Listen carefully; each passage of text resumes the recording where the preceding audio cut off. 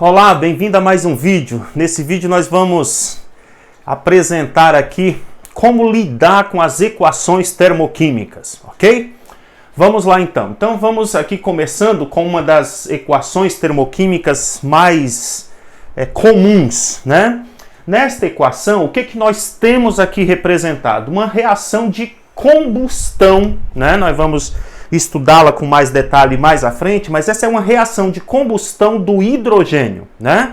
Veja, o que é uma reação de combustão? Numa reação de combustão você terá sempre dois reagentes, sendo um deles o combustível, né? Aqui como, por exemplo, o hidrogênio é um combustível, hoje utilizado para nos foguetes da NASA, né? Ou enfim, qualquer foguete que seja lançado, o combustível é o hidrogênio e o comburente, que é o oxigênio. O oxigênio é importante e necessário para toda combustão, né? Então você tem o combustível, que varia de composto para composto, e o comburente, que sempre será o oxigênio, né? Uma reação de combustão, ela vai originar óxidos, né? Ela vai originar óxidos. Nesta reação, você tem o quê? A formação do monóxido de hidrogênio, que é a água, né? Que é a água. Então, sempre na reação de combustão, você terá a formação de óxidos, né? Se você queimar um metal, o magnésio, o sódio, ou qualquer outro metal, o alumínio, enfim, qualquer metal que você venha queimar, você vai formar o óxido daquele metal, né? Claro que os metais não são utilizados como combustíveis, né? Mas é uma queima, né? A reação com o oxigênio é uma queima, tá certo? E o oxigênio é sempre o comburente. Um detalhe importante é que aqui você tem, então, a queima do hidrogênio. O hidrogênio é um combustível ideal, né? Por quê? Primeiro porque ele produz uma quantidade grande de energia. Veja que aqui o ΔH menor que zero, negativo ΔH, indica o quê? Que a reação é exotérmica, então libera bastante energia. Veja que para 1 mol apenas de hidrogênio, 2 graminhas de hidrogênio, são liberados 283 quilojoules de energia. Uma outra questão que faz do hidrogênio o combustível ideal é o fato dele só produzir água, né? É um combustível 100% renovável, porque com a hidrólise da água, né? Se eu fizer a eletrólise da água, eu obtenho novamente o hidrogênio, né? Então é 100% renovável, zero poluente. Então aqui você tem uma reação, né, de combustão equacionada, né? Equacionada. Observe que uma equação termoquímica, ela precisa apresentar alguns detalhes importantes. Primeiro deles, ela precisa estar balanceada, né?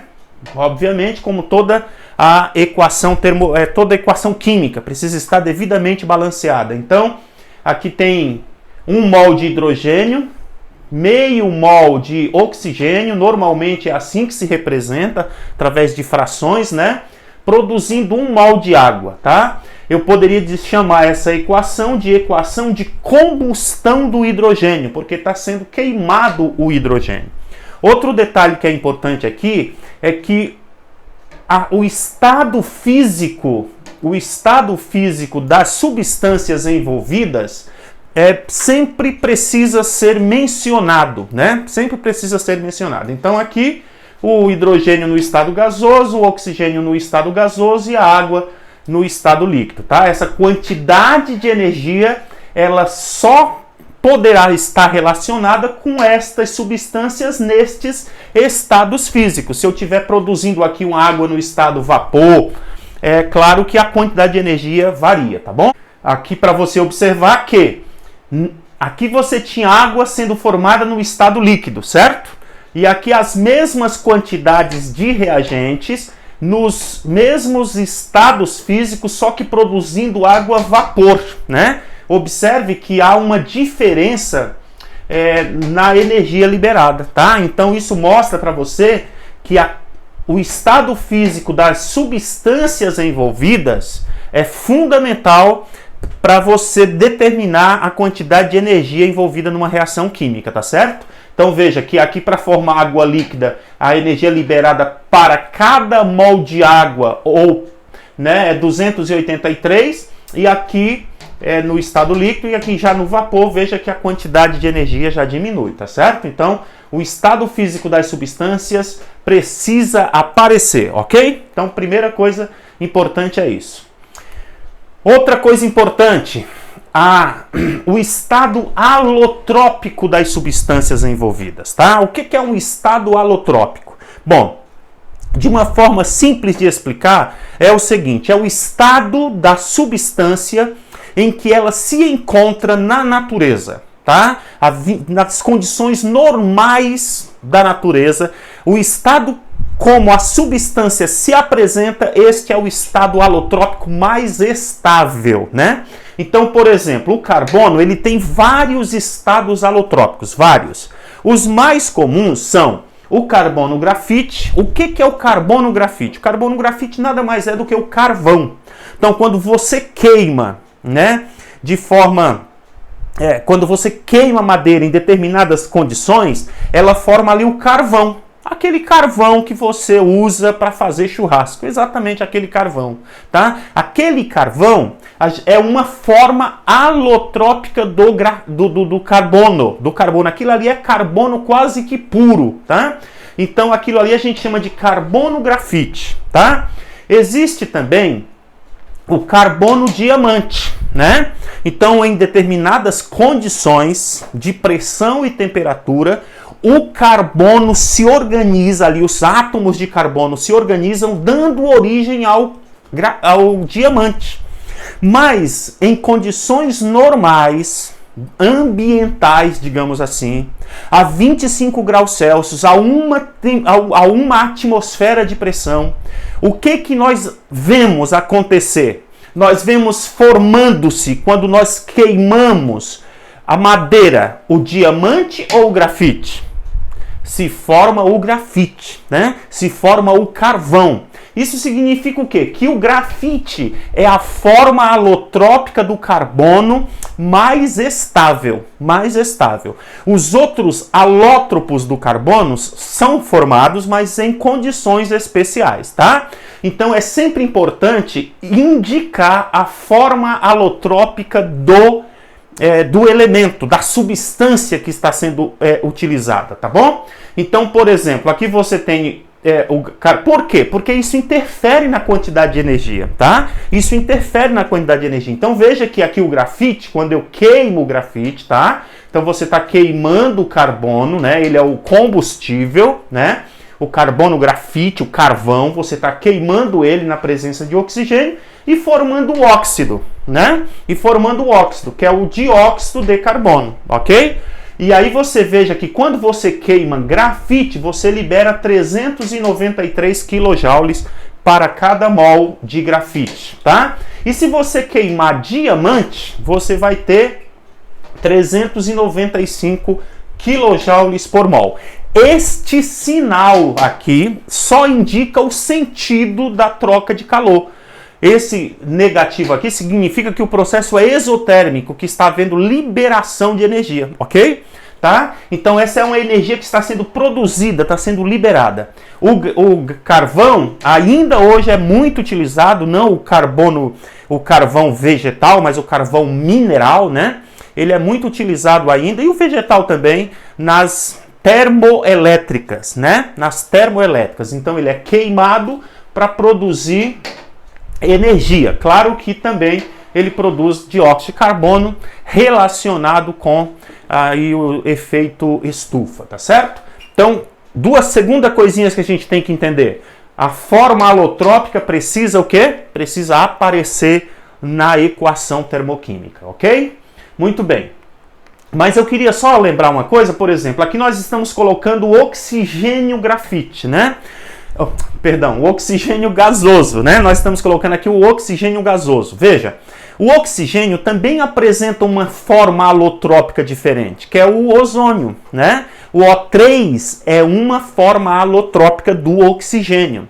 Agora, como é que o oxigênio se manifesta naturalmente a uma atmosfera e 25 graus Celsius, nas condições normais da temperatura e pressão, né? Como é que ele se manifesta? Se manifesta como ozônio ou como oxigênio? Como oxigênio, né? O ozônio ele só vai aparecer nas altas camadas da atmosfera ou em momentos assim de poluição, em condições excepcionais, aparece aqui na troposfera também o ozônio, né? Mas ele não é normal que ele se forme em condições naturais, né? Em condições normais. Então, normalmente se forma o oxigênio, portanto, o O2 gasoso é a forma alotrópica do oxigênio mais estável, tá certo? Muito bem. Um princípio interessante, importantíssimo. Tudo que você fizer com a equação, faça também com o ΔH, ok? Decore isso daí. Tudo que você fizer com a equação, faça também com o ΔH. O que significa isso? Por exemplo, olha só. Aqui você tem uma mudança de estado físico, certo? Aqui você tem a ebulição, tá? Então você está pegando água líquida e transformando ela em vapor, usando, né, 10 quilocalorias. Então você aquece esta água, né? Fornece a água líquida 10 calorias e ela se transforma em água a vapor, certo? Maravilha. Agora imagine que você gastou essa quantidade de energia para 1 mol de água, Imagine que você queira aquecer 2 mols de água, tá? Transformar 2 mols de água líquida em 2 mols de água a vapor. Quanto de energia você vai usar? Ora, tudo que você fizer com a equação, faça também com o ΔH. O que você fez com a equação? Você não multiplicou por 2 a equação? Você pegou, olha, 1 mol de água, pôs 2 aqui. Aqui era 1, você pôs 2. Ou seja, você multiplicou a equação por 2. Então, tudo que fizer com a equação, faça também com o ΔH. Então, multiplique o ΔH por 2. Aqui era 10, passa a ser 20. Tá certo? Maravilha?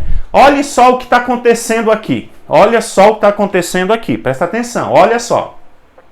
Se você comparar aqui a equação 1, olha só, você tinha água líquida se transformando em água vapor, certo? Água líquida se transformando em água vapor. Você tinha uma coisa chamada ebulição, tá? E aqui, o que você tem?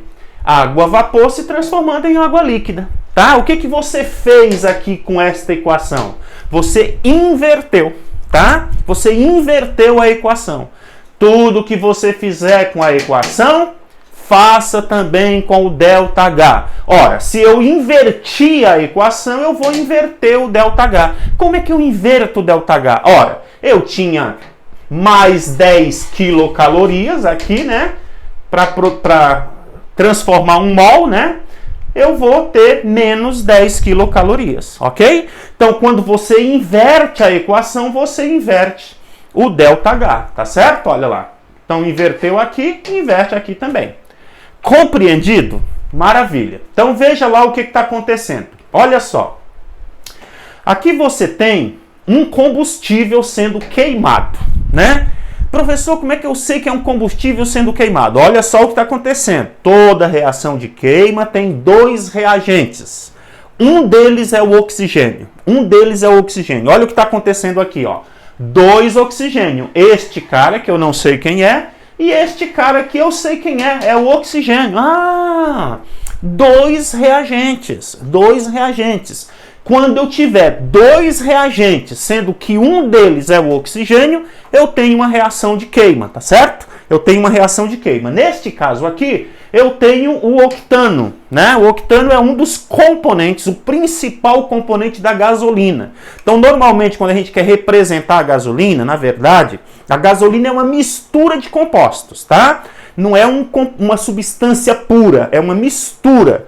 Mas o componente que representa a gasolina é esse aí, tá? O C8H18.